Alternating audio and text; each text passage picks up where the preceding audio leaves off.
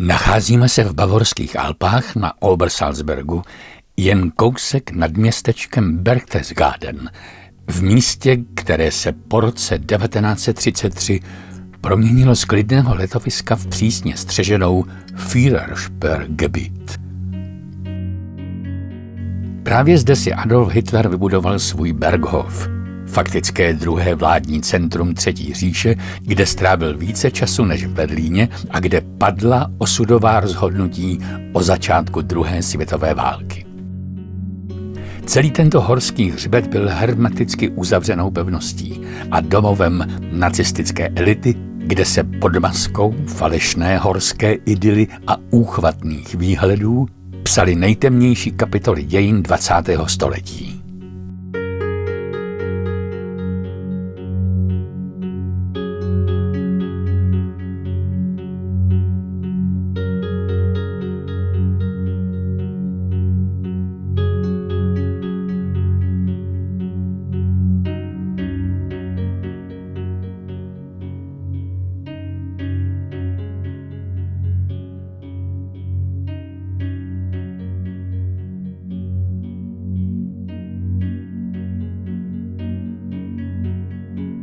Jsme na startu. Přímo před námi stojí legendární hotel Zum Türken. Dnes působí nevinně, ale jeho zdi pamatují dramatický zrod nacistické enklávy na Obersalzbergu. Jakmile se hotel dostal do rukou říše, nastěhovala se sem tvrdá ochranka. Sídlila zde Reichssicherheitsdienst a také část Führerbegleitkommando. To byli muži, kteří tvořili vnější prstenec ochrany kolem sousedního Berghofu.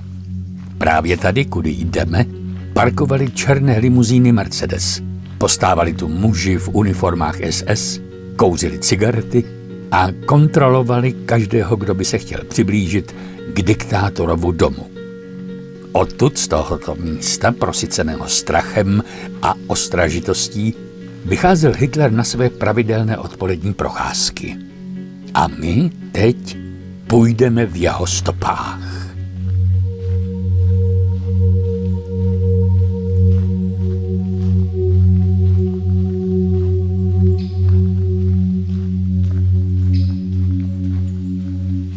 Klesáme dolů do údolí. Tento otevřený prostor byl pečlivě udržovanou scénou. Všimněte si cestou té krajiny. Za celou tou proměnnou Obersalzbergu stál jeden muž, Martin Bormann, Hitlerův tajemník a šedá eminence, kterou všichni, včetně Evy Braunové, z duše nenáviděli. Bormann skoupil okolní statky, nechal zbourat staré bavorské chalupy a vytvořil zde umělý park.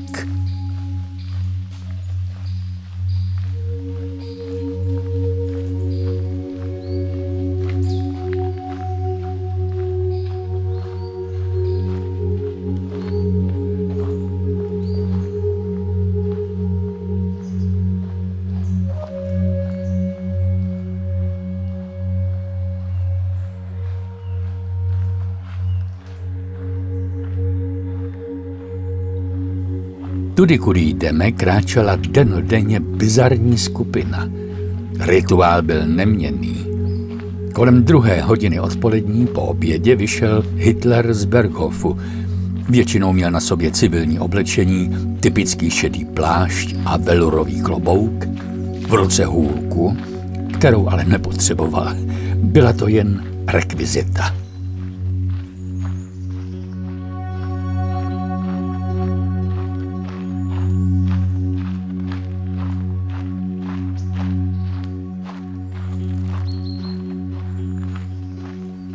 Složení této skupiny nám hodně napovídá o hierarchii Třetí říše. Nejblíže k němu se obvykle držel Albert Speer, jeho dvorní architekt. Cestou dolů právě v těchto místech spolu často snili o Germánii, megalomanské přestavbě Berlína. Hitler se uvolnil a místo války řešil šířku bulvárů a výšku kopulí. Kousek za nimi obvykle cupitala Eva Braunová. Ona na této cestě nejčastěji fotila a natáčela na svou kameru. Byla sportovně založená, často měnila oblečení i několikrát denně, aby se vůdci líbila. Ale na těchto procházkách trpěla nudou. Hitler totiž zakazoval ženám kouřit.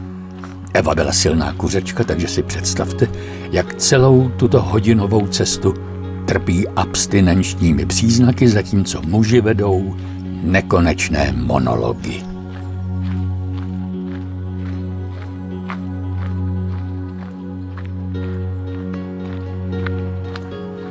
V tomto údolí, kde je dnes golf, se často pohybovali i další pobočníci. Byl tu Julius Schaub, Hitlerův osobní adjutant, který s ním byl už od počátku strany. Byl to muž, který nosil peníze, zařizoval drobnosti a později, na konci války, pálil Hitlerovi osobní dokumenty. Často tu chodil i doktor Theodor Morell, Hitlerův osobní lékař, kontroverzní postava, který diktátora ládoval desítkami pilulek denně, od vitamínů až po metamfetaminy. Právě na této cestě s ním Hitler konzultoval své zažívací potíže, nespavost a třes rukou. Byla to procházka pacientů uprostřed války.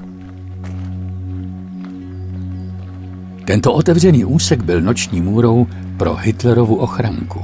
Zatímco Hitler se kochal výhledem, jeho strážci, jako třeba Rochus Myš, trnuli hrůzou. Tady v údolí byli jako na střelnici. Existovaly zpravodajské informace, že britské tajné služby zvažovaly vysazení odstřelovače v horách, který by Hitlera zlikvidoval právě na této pravidelné procházce. Toto údolí je také němým svědkem Hitlerova fyzického rozpadu. Zatímco na začátku války tu kráčel rázně a energicky, v roce 1944 to byl jiný pohled. Svědci popisují, jak v tomto úseku cesty, když si myslel, že ho kamery nevidí, přestal ovládat levou stranu těla. Pro jeho okolí to byl děsivý pohled. Vůdce, který měl vést říši k vítězství, nebyl schopen ujít 5 kilometrů bez toho, aby se několikrát musel opřít o strom a lapat po dechu. Ale nikdo se neodvážil nabídnout mu pomoc.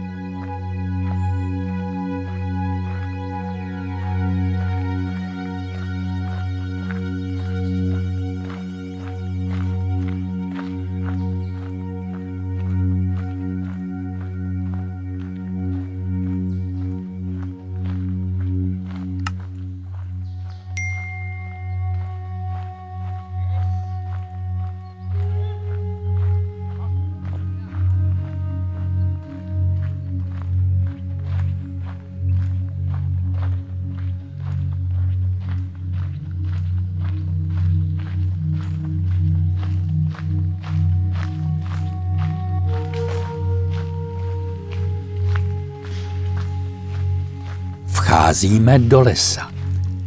Tady se atmosféra stávala intimnější, ale paradoxně i stísněnější. Pro hosty to často nebylo potěšení, ale povinnost. Hitler totiž vyžadoval společnost. Představte si to ticho, přerušované jen štěkotem psů. Hitler miloval své německé ovčáky, nejslavnější byla Blondie. Pro Evu Braunovou to byl zdroj žárlivosti. Ona měla své 2 skotské teriéry, Neguse a Štázy, které Hitler neměl rád a často si z nich dělal legraci, že vypadají jako smetáky. V tomto lese často Blondie aportovala a Hitler předváděl hostům, jak je pes inteligentní. Byla to jedna z mála chvil, kdy projevoval něco jako emoci.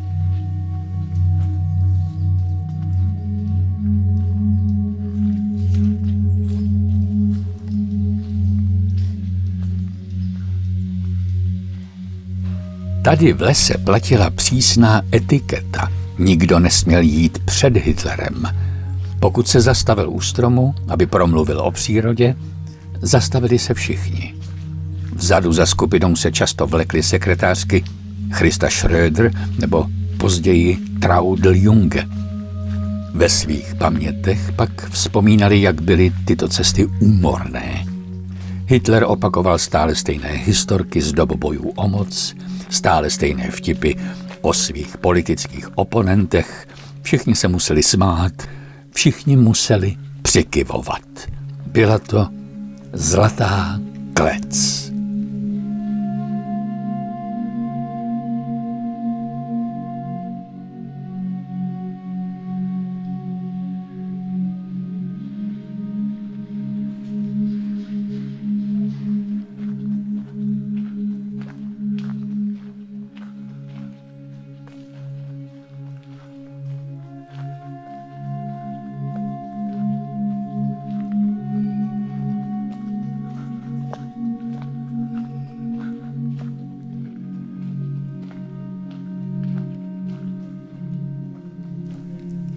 A nezapomeňme na to, co nebylo vidět.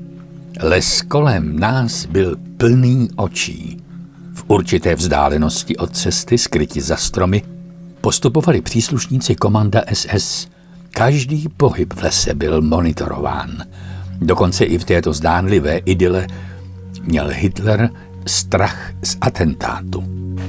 Bormann nechal celý tento les prošpikovat bezpečnostními systémy.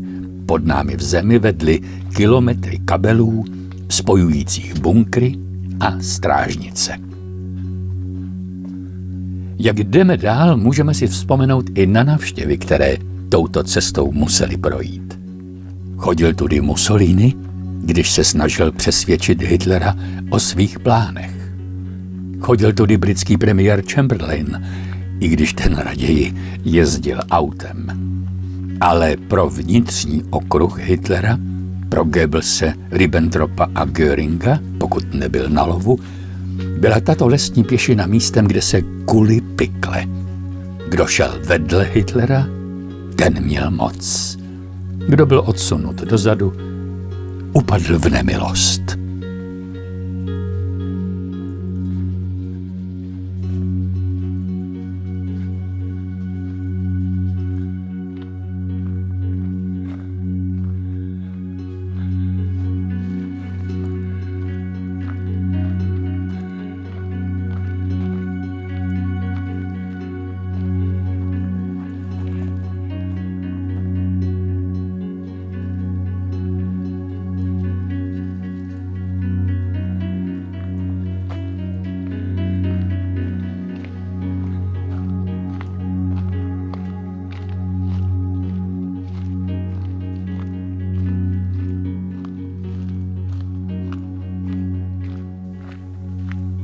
Les řídne a my se blížíme k hraně útesu Moos-Lahner-Kopf.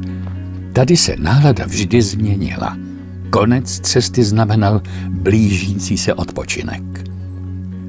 Pro Hitlera bylo toto místo důležitější než slavné Orlí hnízdo na vrcholu hory Kelstein. Orlí hnízdo bylo Bormannův dar k Hitlerovým 50. Zlatý výtah ve skále, luxusní restaurace nahoře, ale Hitler tam byl sotva 10krát.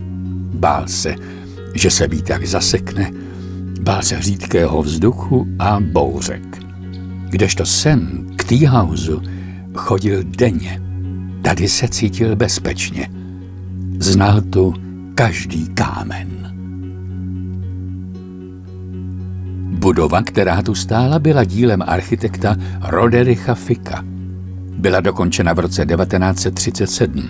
Nebyla to žádná chata, ale elegantní přízemní stavba s kruhovým půdorysem hlavního sálu. Bormann dbal na to, aby bylo všechno perfektní. Kolem cesty byly lavičky, tráva byla posekaná.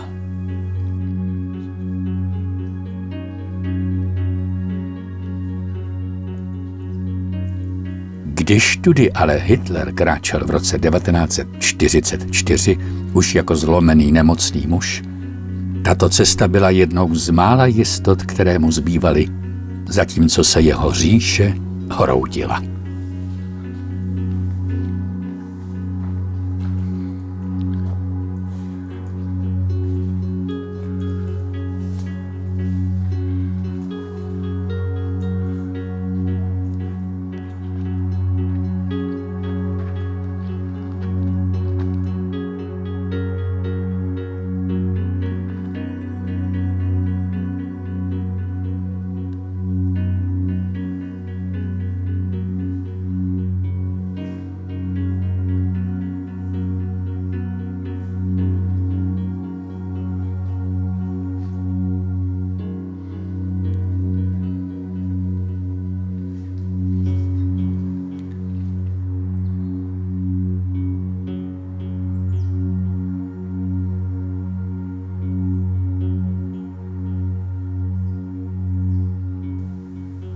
Jsme na místě. Tady, u tohoto velkého kamene, stával Tea House. Dnes je to jen prázdná plošina s výhledem do Rakouska na Salzbursko, avšak téměř identická s dobou, kdy tu posedávali Hitler nebo Brownová. Když sem skupina dorazila, rituál pokračoval uvnitř. V hlavním kruhovém sále stála velká křesla potažená světlou látkou. Hitler se posadil do svého oblíbeného křesla u okna s výhledem na horu Untersberg. Podle legendy v té hoře spí císař Friedrich Barbarossa a čeká, až bude Německo v největší nouzi, aby ho zachránil. Hitler se na tu horu díval s posedlostí. Věřil, že je Barbarossův nástupce. Uvnitř se podával čaj, káva a Hitlerovi oblíbené sladkosti, jablečný závin, čokoládové dorty. Často se stávalo, že po jídle Hitler v křesle usnul. Představte si tu bizarní situaci.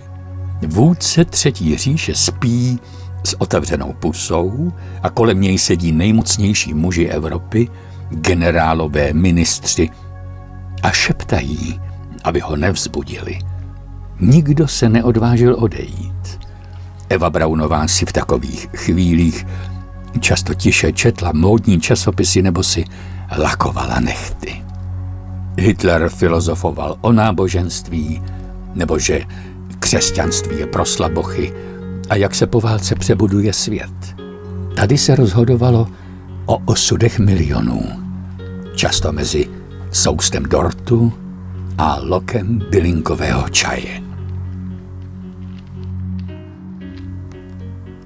Konec tohoto místa přišel symbolicky s koncem války. 25. dubna 1945 britské bombardéry zničily Berghof, ale Tea House zůstal ku podivu téměř nepoškozený. Američtí vojáci, kteří sem dorazili v květnu, tu našli vinný sklep a zbytky luxusu. Budova stála ještě několik let, ale v roce 1951 až 52 ji bavorská vláda nechala vyhodit do povětří. Báli se, aby se z ní nestalo poutní místo pro neonacisty. Zůstal jen základy pod trávou a fantastický výhled, který byl svědkem nejtemnější kapitoly moderních dějin.